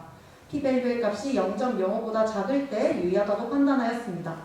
함께 보시면 HRSV가 5세 미만의 환자에서 연관성이 있음을 확인할 수 있고 코로나 바이러스는 3에서 4.9세에서 연관성이 있었고 리노바이러스, 메타뉴모바이러스는 1에서 1.9세에서 연관성이 있었습니다. 노로바이러스는 3에서 4.9세의 연관성이 있었습니다. 통계적으로 유의하다고 한 바이러스를 그래프로 그려보았습니다. 보시는 바와 같이 HRSV가 증가할 때 열성 경련 또한 증가함을 알 수 있습니다. 코로나 바이러스에서도 유사한 그래프 모형을 확인할 수 있고 메타뉴모바이러스, 노로바이러스에서도 확인할 수 있습니다. 이러한 바이러스들이 열성 경련의 트리거 팩터로 작용할 가능성이 있습니다. 내염 결과 보시겠습니다. 내염은 42,000명이 진단되었고 환자분의 평균 나이는 39.6세였습니다. 환자분의 나이를 20세 단위로 나뉘어 봤을 때 20세 미만에서 가장 많았고 그 중에서 9.9세 미만이 더 많았습니다. 내염의 월별 환자 건수를 나타내었습니다. 나이별로 정리하였습니다. 그리고 연도별로도 정리하였습니다. 2015년을 제외하고 12월에 가장 많이 진단되었음을 확인할 수 있습니다. 계절별로도 보시면 겨울에서 50.3%로 가장 많았습니다. 이 표 또한 바이러스와 내염 사이의 연관성을 분석한 표입니다. 함께 보시면 HRSV에서 전 연령이 연관성이 있었고 코로나 바이러스에서도 연관성이 있었습니다. 노로바이러스에서는 전 연령에서는 연관성이 있었고 특히 자세히 보시면 20세 이상에서 연관성이 있음을 확인할 수 있습니다. 반대로 인플루엔자 바이러스 같은 경우는 전 연령에서는 연관성이 없었지만 60세 이상에서는 연관성이 있음을 확인할 수 있습니다. HRSV와 내염 사이의 사이를 보신 그래프입니다. 보시는 바와 같이 HRSV가 증가할 때 내염 또한 HRSV가 양성률이 발견되었을 때 내염의 환자 수 또한 많음을 확인할 수 있습니다.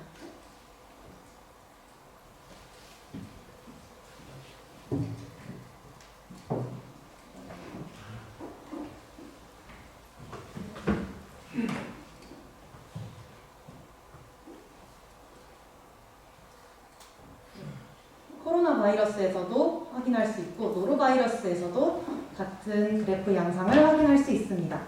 이러한 바이러스들이 내염의 트리거 팩터로 작용함을 알 수 있습니다.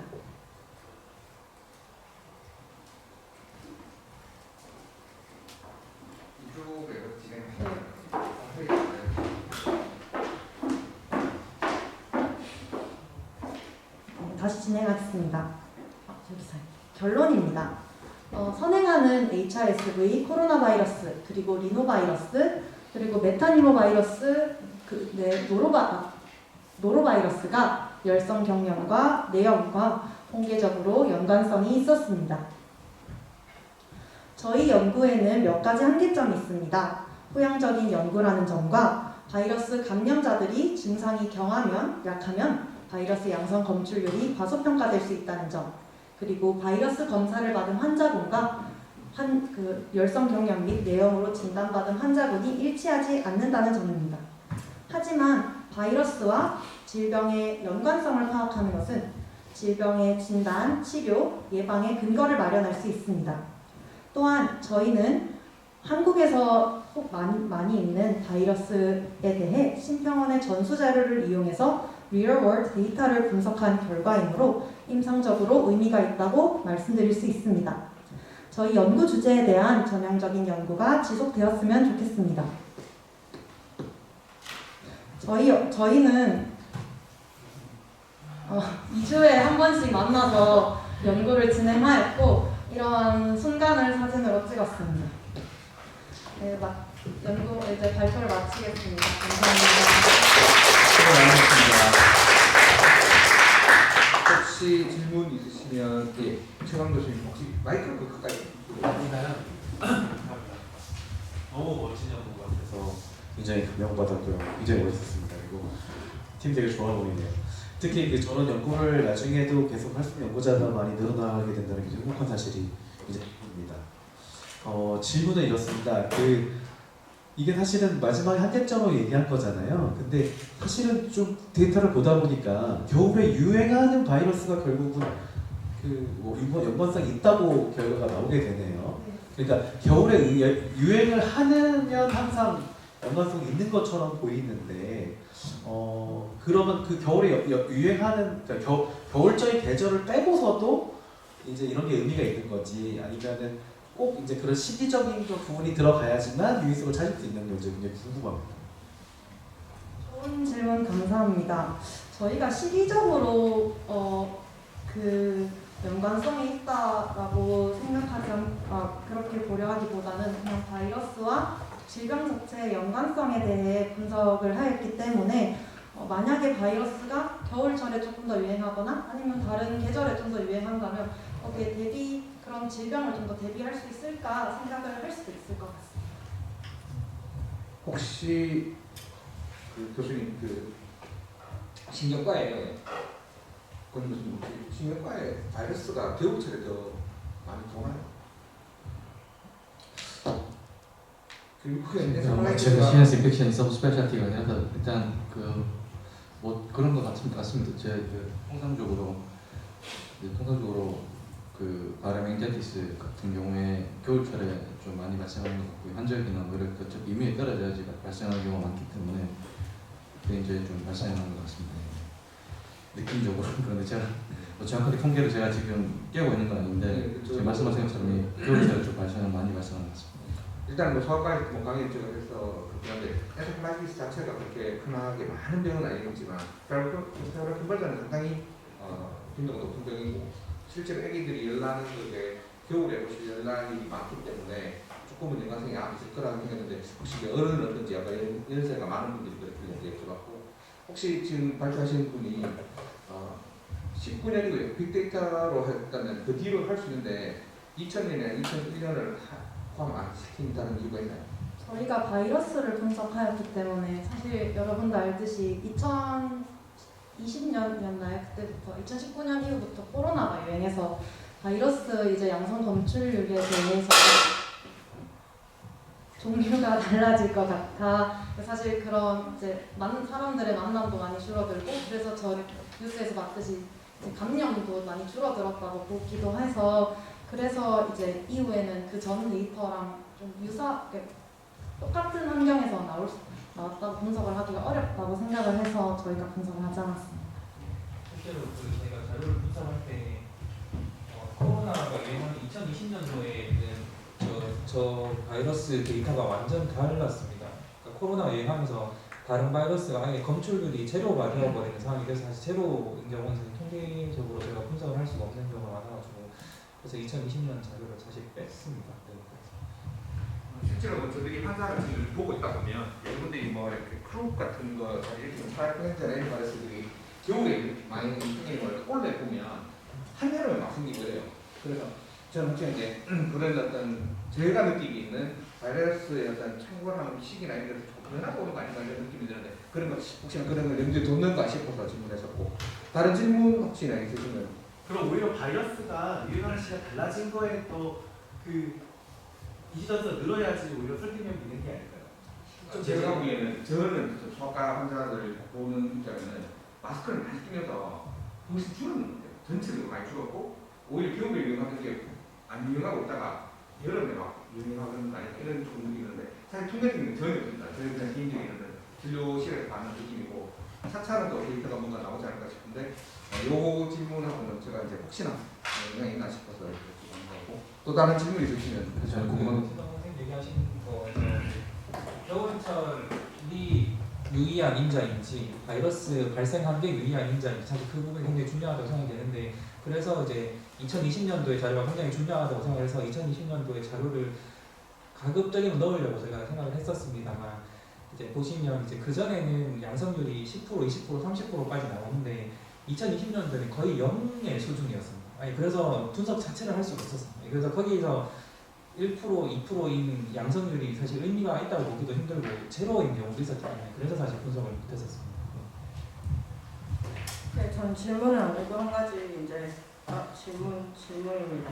질문인데 이제 패널 데이터고 대규모 빅데이터 이용해가지고 굉장히 분석도 이제 열심히 하고 흥미로운 결과가 나는 거는 되게 좋다고 생각하지만 보통 저희가 이렇게 연구 주제를 할 때는 그 연구를 왜 하게 됐고 우리가 거기서 얻을 수 있는 정보가 어떤 것이라고 기대를 했고 그러면 실제로 결과가 나왔을 때 우리가 이거를 임상적으로 어떻게 클리니컬 임플리케이션이라든지 이런 데 연결시키는 것이 사실 중요하다고 생각이 되는데 이 팀 같은 경우는 그 점이 약간 혼란스러운 것 같습니다. 지금 제목이나 연구 내용이 완전하게 일치되는 부분이 있지는 않은 것 같은데 그래서 이제 제가 잘 이해를 못해서 그런 것일 수도 있지만 마지막으로 한번 그 점에 대해서 발표하신 학생이 한 번 더 정리를 해가지고 그 연구는 어떻게 진행이 됐고 무엇을 보기로 했었고 그 어떤 것들을 찾아냈고 어떤 의미가 있는지 한 번 더 요약해주면 좋을 것 같습니다.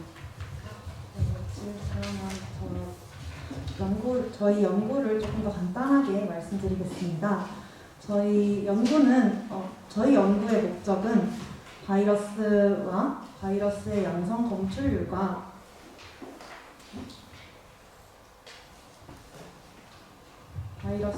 국내에서 열성 경련과 내염의 유병률과 바이러스 유행의 연관성 분석을 통해서 저희 가장 중요한 목적인 원인이 되는 바이러스를 확인하고자 했습니다.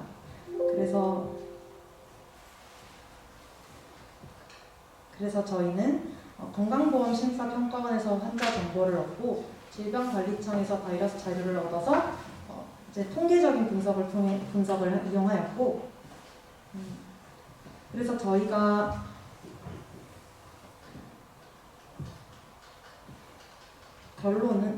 결론은 HRSV와 코로나 바이러스 그리고 리노, 메타뉴모, 노로바이러스가 열성 경련과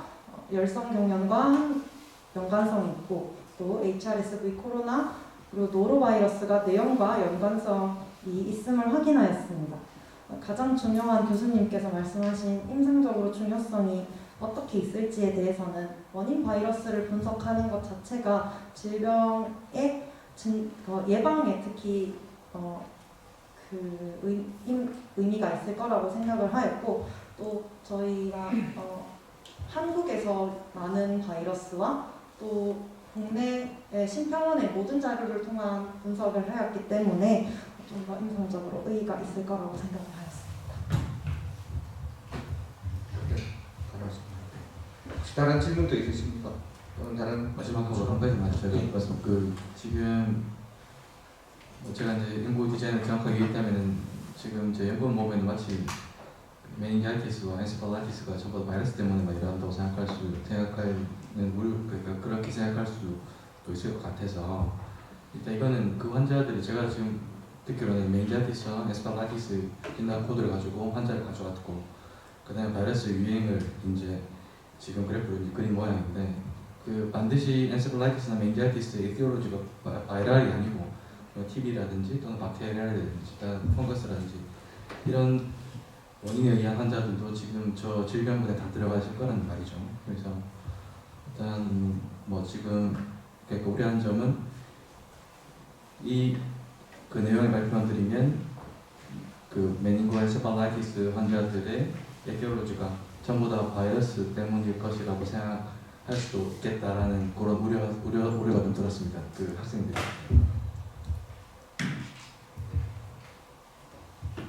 더 하실 말씀 없으시면 이것으로 끝내도록 하겠습니다.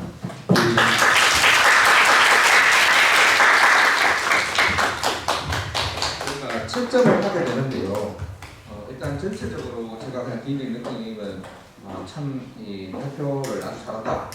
또 제가 맨 끝에는 시간을 누르지 않았는데 제가 봤을 때 시간은 좀 여유가 남았는 것 같아서 너무 걱정하실 필요는 없을 것 같고 연구 결과도 우수하고 발표도 아주 잘 하신다. 그리고 또 이런 처음에 제가 말씀드렸다시피 이런 경험으로 더 나아가서 더 좋은 연구를 할 수 있는 토대가 되는 것이 가장 중요할 것 같고 또 후배들이 보고 또 더 좋은 연구를 하는 데 있어서 이끌어야 되는 그런 자리가 되지 않나 싶습니다. 통계 분석이라든지 여러 가지 역할이 많을 건데 아까 그 박찬희 선생님이 똑같이 했다는 게 너무 재밌긴 한데 나중에는 누가 더 중점적으로 뭐에 더 관심 있고 얼마나 할 수 있습니다. 물론 제일 쉽게 3분의 1시간 딱 할 수도 있지만 조금 그런 것도 될 것 같습니다. 다만 제가 조금 죄송스러운 말씀은 잠시 기다려 주시면 저희들이 통계적인 어떤 처리가 돼서 이렇게 집계를 하겠지만 미리 알고 계시지 싶은데 주제를 바꾸거나 시간 안에 이렇게 제출해야 될 거를 잘 못했던 경우는 사실은 감점 대상이 되기 때문에 저희들이 이미 그 전에 위원회에서 수차례 회의인 거에서 결정되어 있는 감점을 조금 제공드릴 것 같습니다. 다만 제목을 변경했는데 영문 제목하고 한글 제목이 조금 뭔가 미스매칭이 있어서 영문으로 만든 거는 저희들 위원회에서 회의 결과 감점이 없는 걸로 결정났으니까 오늘 참고하시고요. 이상입니다.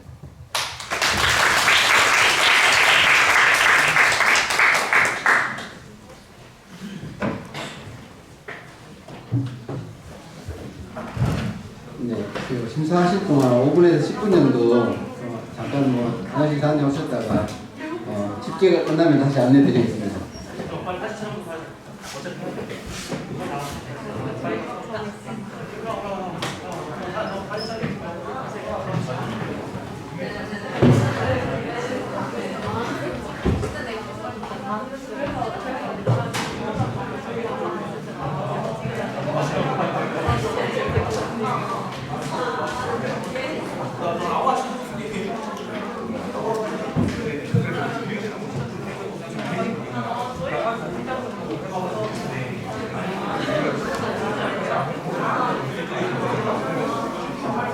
네.